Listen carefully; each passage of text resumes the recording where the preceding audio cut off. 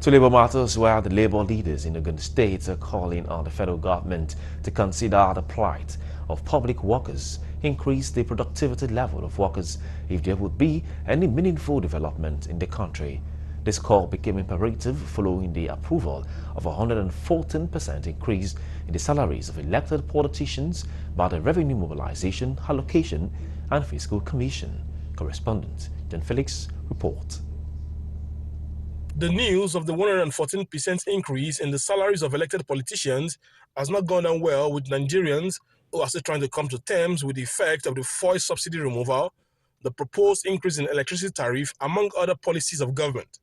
The Tinubu presidency has however denied such news, saying no approval has been sought as it has not been brought before the president. Speaking on this developing story, some Labour leaders in Ogun State say salaries of the public servants should be given utmost consideration as they are the worst hit. There is nothing bad in, first of all, reviewing the salary of the public servants who are the landlords. A public servant will serve nothing less than 35 years or thereabout, while a political office holder will spend a maximum of 8 years. And what they only need is to free themselves from the encumbrances of running government on the higher side. What are we doing with 50 special advisors? What are we doing with many vehicles roaming about the street? They only need to free themselves from these encumbrances. And again, if they re-engineer the revenue generation of the country by blocking all holes, we believe they will be able to pay. They will be able to pay public servants decent wage. What we are saying is that it is very, very insensitive at this time for government to increase anything for themselves. Though it's a constitutional right, though they will still do it, though the government have come out to tell us that they said they don't know anything about it, they've denied it. But I think the thing government should do first is, number one, to consider the increment of worker salary across the board. Minimum wage should be raised up, because right now the negative effect in the society is taking its toll on the workers.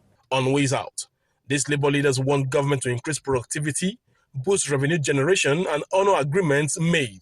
The way forward in the first instance is to increase our productivity. Let me quickly say this: if I can buy a bag of rice for 20,000 or for 15,000, I don't need to have increment in salary. If the purchasing power at the labor market is very low, there's no need for increasing public servant salary. What we are saying, government should increase on how to improve the economy of the nation, so that we will have the commodity to buy at the market at a lower price. And there's no way you will do this without improving on infrastructural development in the nation.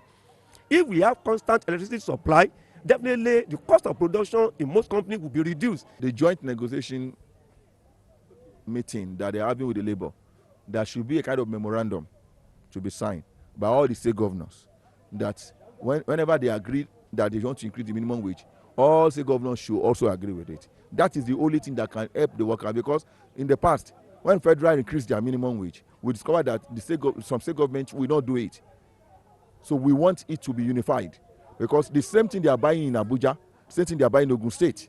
Nigerians are on the lookout to see if Mr. President will sign the recommendations of the Revenue Mobilization, Allocation and Fiscal Commission bill into law, despite its denial by the presidency.